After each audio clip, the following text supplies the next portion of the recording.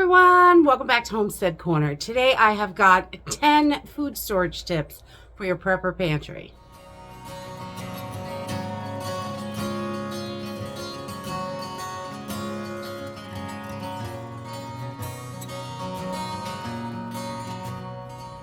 So a lot of times my food storage tips are just sprinkled amongst my videos because I just ramble on when I'm talking about something, and whatever comes to mind, I try to share that with you to be helpful. But I figured I would clump a bunch of these tips and tricks together to help, especially new people, maybe some of the older people that have been prepping for a while, but really, when you are new at prepping, it can definitely be a daunting task getting your prepper pantry put together.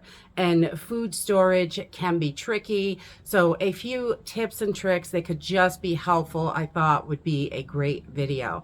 So today I've just put together 10 different tips and tricks that we use for our pantry and things that we try to consciously think about when we're working on our food storage and things like that.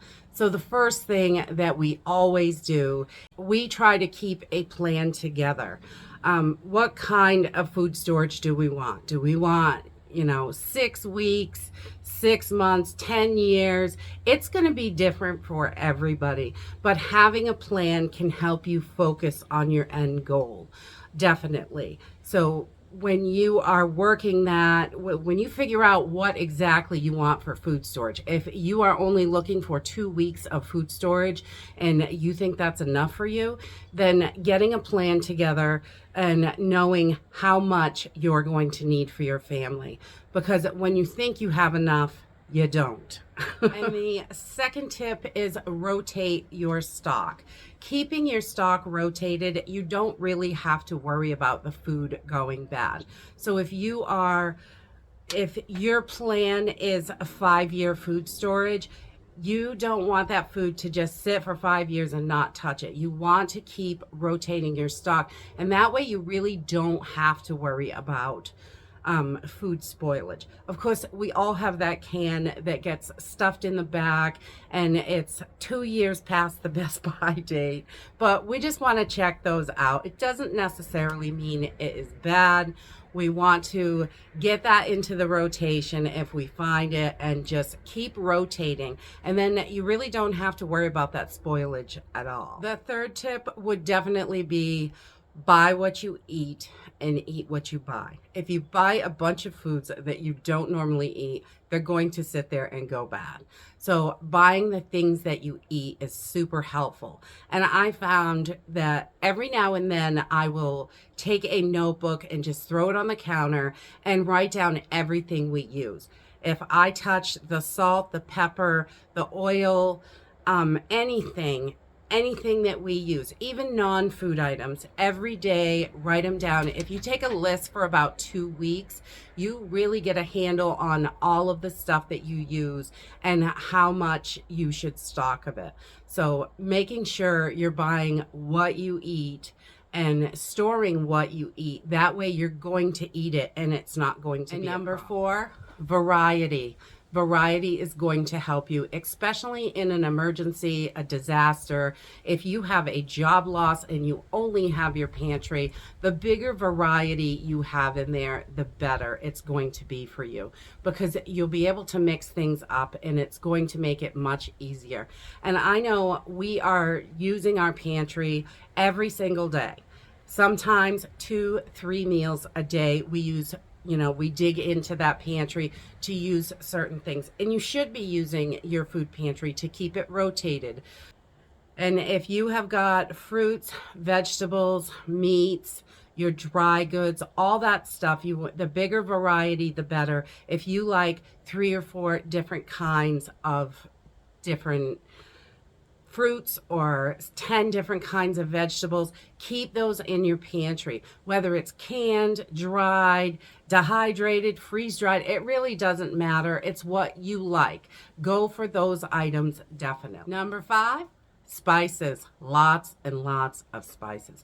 They don't have to be fancy, expensive spices, but a big variety of spices is nice, because if you are down to chicken and mashed potatoes and that's all you've got for a whole week, you can mix that up 100 different ways with spices, which is wonderful. So I definitely think that spices, the more the better, because the more spices you have, the more you can mix it up. And you can take just one or two foods from your pantry and really mix those up and make wonderful different meals, so you don't realize that you're really eating chicken and rice every single day. Number 6, Best By dates. Looking at your Best By dates when you buy your products. We like to write right on the package. I keep Sharpies, my little collection of Sharpies, on top of the refrigerator. When I bring any food home, I like to write the dates. Those teeny little dates on the bottom of cans and the teeny little dates on boxes, they're pretty hard to see. And if your food storage area isn't really bright and well lit, you definitely want to make sure that you're right. Just write those dates right on the package. The top of the can is a great place. Boxes of food, we will write it on the front, those Best By dates. And remember, the Best By date is not, it doesn't just all of a sudden say, okay, I'm bad today. It doesn't know when to go bad. Your food is going to last a lot longer than most people think it is. Yesterday I grabbed a can that got stuck in the back. When you are rotating your food, there's always that one can that's stuck away somewhere. But I found a can of cream of mushroom soup from like 2019, the end of 2019. And of course, the can looked perfect. I didn't see anything wrong with it. It was a pull top, so those don't last as long as the solid top. But it also, I squeezed it. It was still solid. There was no bulging, no rusting, no nothing. I opened it, smelled like cream of mushroom soup, and I threw it in my recipe, and we ate it, and there was nothing wrong with it. It was just perfect. And that was from late 2019. So they're not going to go bad. Just because it's the Best By date. That's going to be the best flavor, nutrition. That's what the company says, and they have to add some kind of date to it. So they usually have a set amount of time for their dates. And if you just check your can over, definitely make sure that it looks okay, it smells okay. It tasted just like I bought it at the store yesterday. It was perfectly fine.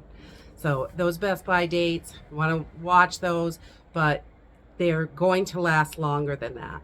When keeping it rotated, a lot of times you're not going to have too much stuff that gets lost in the corner or anything like that, and you're going to be able to cycle through it if you're rotating your stuff. Number 7, water. You need lots and lots of water. We try to store as much as we can fit, plus water filters. When it comes down to it, if you have no water in your home, you use a lot more than you think, and you're going to blow through that water like crazy. So making sure you have plenty of water, whether you're catching rainwater or having to go down to the stream, if you have got some kind of water filter, you can at least collect water. But you want to keep as much water ready to go in your home as possible. In the event of an emergency, I always think, what would it be like in the event of an emergency? If you may not be able to get to the store to get water. It may not be safe to go out for a couple of weeks, maybe months. You may not be able to leave your house, especially in a city area. You want to consider that. If you are not able to go outside safely and find water, or get to a water spot where it is so you can collect and filter it, you want to have as much water as you can inside your home and ready for you to use. Number 8, you want to have more than just food in your prepper pantry. You want to make sure that you have all of those things that you use every day.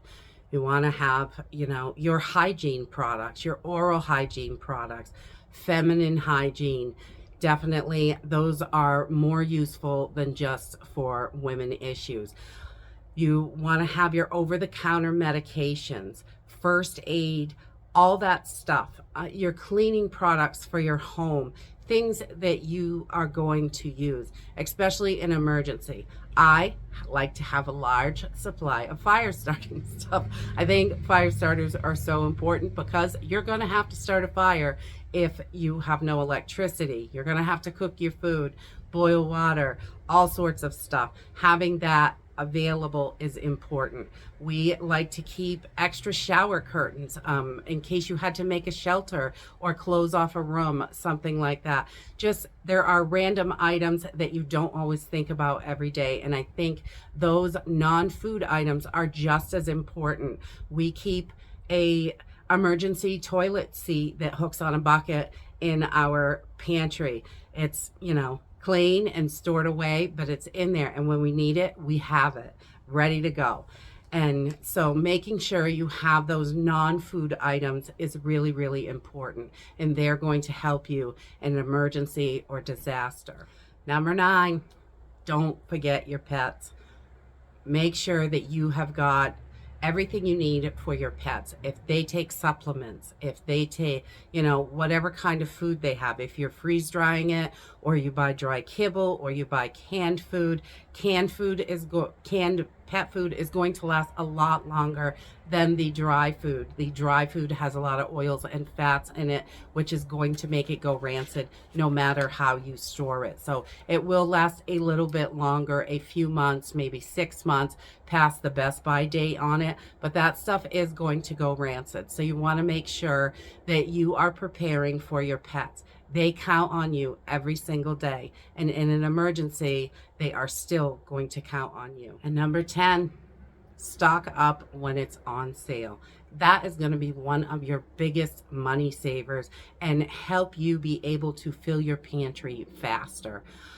You'll be able to get more in there. If chicken is on sale, if it's normally $3.29 and you find it on sale for 99 cents, if you buy a whole bunch of chicken and freeze it or can it, whatever you do with it, freeze dry it, you getting that chicken into the pantry, if you can use that chicken when it's $3.29 at the store, I don't want to pay $3.29 when I can get it for 99 cents, and everything like that, not just chicken, but all of your foods. When you see them on sale, stock up on those items. You want to have a good variety of everything, but if this week, beef is on sale for $2.99, I haven't seen that in a while, but that would be great, then I would go and buy as much as I could fit. How much can I get into jars? How much could I get into the freezer?